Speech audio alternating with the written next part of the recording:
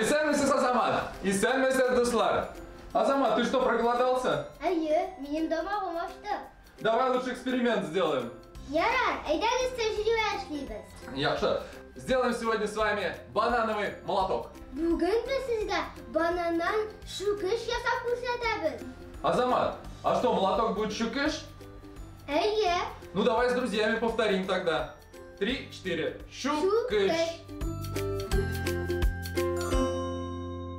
Азамат, положи в емкость свой банан. Хәзер без бананны савытка салабыз. И сейчас мы его заморозим. Хәзер без аны катырабыз.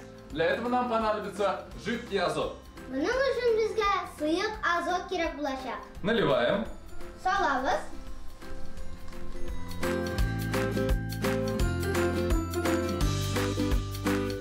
Азамат, банан-то уже замерз. Дуслар, банан катты. Теперь одевай перчатки. Хәзер мин перчаткаларны киям. Вот тебе доска. Вот тебе гвоздик. И наш банановый молоток.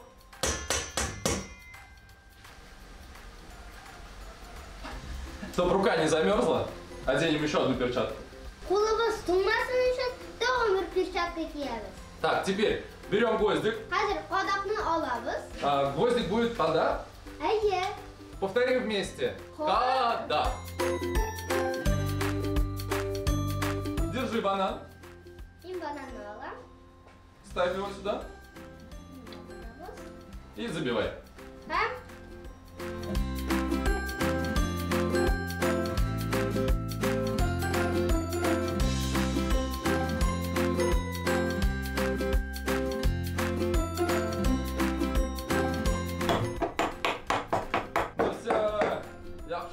Друзья, смотрите, Азамат какой сильный, забил гвоздь бананом. Шул, мин көчле. Банан белән кадак кактым. Друзья, внутри банана много воды, и мы заморозили ее с помощью азота. Поэтому он превратился в ледяной банан, и мы смогли спокойно забить им гвоздь. Бананда су күп. Сыек азот белән без аны катырдык. Каткан банан белән без рәхәтләнеп кадак кактык. Отличный эксперимент, банановый молот. Шәп тәҗрибә килеп чыкты. Без бананнан шүкеш ясадык. А теперь бонусный эксперимент. Хәзер күчтәнәш тәҗрибә. Поехали! Киттек.